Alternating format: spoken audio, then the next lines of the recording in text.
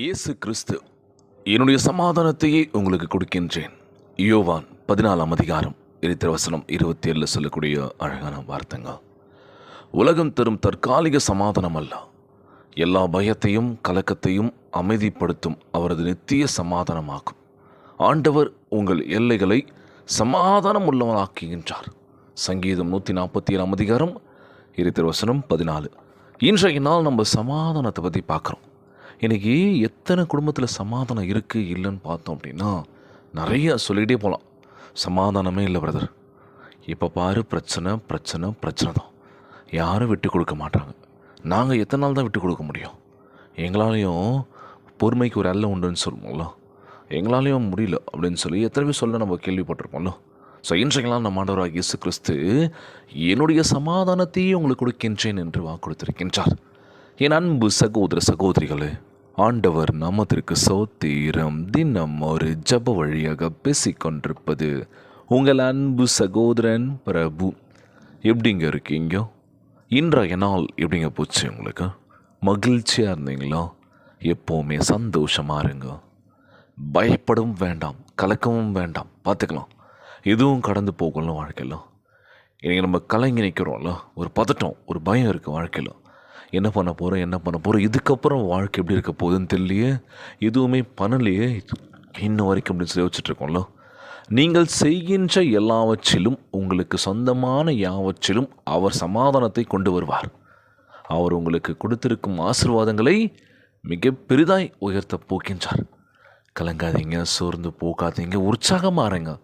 தினந்தோறும் ஜெபியுங்கள். கர்த்தர் உங்கள் சமாதானமாக இருப்பதோடு உங்களுக்கு அடைக்கலமாகவும் இருப்பார். தேவன் நமக்கு அடைக்கலமும் பலனும் ஆபத்து காலத்தில் அனுகூலமான துணையுமானவர். சங்கீதம் 46ஆம் அதிகாரம் 1 சொல்லக்கூடிய அழகான வார்த்தைங்க. அன்பாய் உங்களை அரவணைப்பார், உங்களை உயர்த்துவார். இல்லைங்களா? இன்றைக்கி நம்ம அடுத்தவங்கிட்ட பேசும்போது அன்பாக பேசுகிறோமா, இல்லை உள்ளே ஒன்று வச்சுக்கிட்டு வெளியே ஒன்று பேசுகிறோமா? இது நிறைய பேர் பண்ணுற விஷயம் இதுதான்.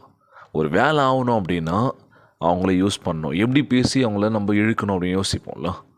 வேலை முடிஞ்சதுக்கப்புறம் அவங்களதான், வேலை முடிஞ்சிச்சு, இதுக்கப்புறம் அவங்க நமக்கு தேவையான என்ன பண்ணுறாங்க அவ்வளோதான். அதுக்கப்புறம் பேசுறதில்ல, கான்டாக்டும் கிடையாது. எப்போ தேவைப்படும் அப்படின்னா திரும்பியும் அவங்களுக்கு ஒரு சில விஷயம் வேணுன்ற போது அப்போ நம்ம என்ன பண்ணுவோம், பேச ஆரம்பிப்போம். அதல்ல வாழ்க்கை. எப்பொழுதும் அன்பை கொடுத்துட்ருங்க, அது உண்மையாக கொடுத்துட்ருங்க. ஆண்டவராக இயேசு கிறிஸ்து சொன்ன வார்த்தை தானே, அன்பை கொடுங்க, அது அன்பாக கொடுங்களா. அவ்வளோ அற்புதமான ஒரு விஷயங்களா. ஆண்டவர் தாமே இன்றைக்கு இந்த ஆச்சரியமான ஆசீர்வாதங்களை உங்கள் குடும்பத்திற்கு அருள செய்வாராக. பிரைஸ்லோட். சோர்ந்து போகாதீங்க, நம்ம கூட தாங்க இருக்கார் இயேசப்பா. நம்ம தேடுறதில்ல, ஆமாவா இல்லையா? தகப்பனே, நாங்கள் உம்மிடம் ஓடி வந்திருக்கின்றோம், எங்களை கரங்களினால் சுமந்து செல்லும் அப்பான்னு சொல்லி கேட்கலாமா? ஆண்டவரே, எங்கள் குழந்தை செல்வங்களை ஆசீர்வதிங்கப்பா. அன்போடு சுமந்ததை போல உங்களையும் எல்லா சவால்களின் வழியாகவும் இக்கட்டுகளின் வழியாகவும் சுமந்து செல்வார். அதனால் கஷ்டமாக இருக்குது, என்னால் முடியலன்னு சொல்லி மட்டும் சொல்லாதீங்க. முயற்சி பண்ணி பார்ப்போம். முயற்சி ஒருபோதும் தோல்வியை கொடுக்காது. ஒரு எக்ஸ்பீரியன்ஸ் நமக்கு கிடைக்கும். தோத்தாலும் சரி, ஓகே, நம்ம எப்படி தோத்தோன்றதை அதற்கான நுணுக்க நம்ம தெரிஞ்சிச்சுன்னு வச்சுக்கோங்களேன், நம்ம ஜெயிச்சிடலாம் வாழ்க்கையில்.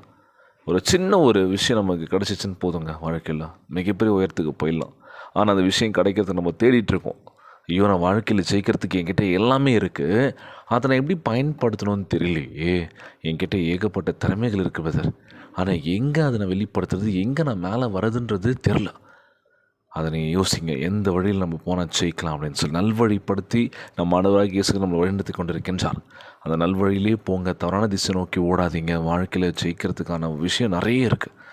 தோத்துக்கிட்டே இருக்கோம், என்னடா இது அப்படின்னு நினச்சி யோசிக்காதீங்க. தோல்வி நமக்கு மிகப்பெரிய ஒரு பாடத்தை கற்றுக் கொடுக்கும். வெற்றி அடுத்தடுத்துக்கு நமக்கு முன்னேறி கொண்டு செல்லும் அப்படின்னு சொல்லுவாங்க. ஸோ இன்றைய நாள் ஜெபம், ஆண்டவரே, எங்கள் வாழ்க்கையை கட்டி எழுப்புங்கப்பா, எங்கள் வாழ்க்கையை செழிக்க பண்ணுங்கப்பா, எங்களை பத்திரமா பார்த்துக்கோங்கப்பா.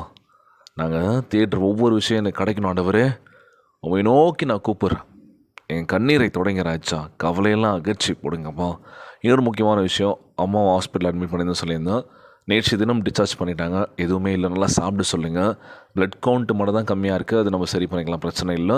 அப்போவும் பிபி செக் பண்ணிக்கோங்க, ஆரோக்கியமாக தான் இருக்காங்கன்னு சொல்லி டிஸ்சார்ஜ் பண்ணிட்டாங்க. ரொம்ப நன்றி சொன்ன ஆண்டவரே, ரொம்ப ரொம்ப நன்றிப்பா. ரொம்ப நன்றி. ப்ரேயர் பண்ண எல்லாருக்கும் நன்றி நான் சொல்கிறேன். ஆண்டவரே எல்லோரையும் பத்திரமா பார்த்துக்கோங்கப்பா. நோய் நொடி இல்லாமல் ஆரோக்கியமான உடல்நலத்தை கொடுங்கன்னு சொல்லி கேட்கலாமா? இன்றைய நாள் ஜெபத்திற்குள்ளாக பயணிப்போமா? எங்களை மிகவும் அதிகமாய் நேசிக்கின்ற அன்புள்ள ஆண்டவராகிய இயேசுவே, இன்றைய நாள் வாக்குறுதி வசனத்திற்காக நன்றி ராஜா. அன்புள்ள ஆண்டவரே, உம் சமாதானமே எங்களுக்கு அடைக்கலமும் இன்று நீர் அருளியுள்ள அருமையான வாக்கு தத்தத்திற்காக உம்மை சோத்தரிக்கின்றேன் ராஜா. பயமோ கலக்கமும் இன்றி உம்மை நம்பவும் உம் அன்பின் சமூகத்தில் சுகமாய் இளைப்பாறவும் எங்களுக்கு உதவி செய்வீராக. எங்களையும் எங்கள் குடும்பத்தையும் உம் தெய்வீக சமாதானம் சூழ்ந்து கொள்ளும்படி செய்து எல்லா ஆபத்திலிருந்தும் எங்களை பாதுகாத்து உம் பலத்த சேட்டைகளில் கீழ் பத்திரமாக காத்து கொள்ள வேண்டும் என்று ஜெபிக்கிறோம்ப்பா.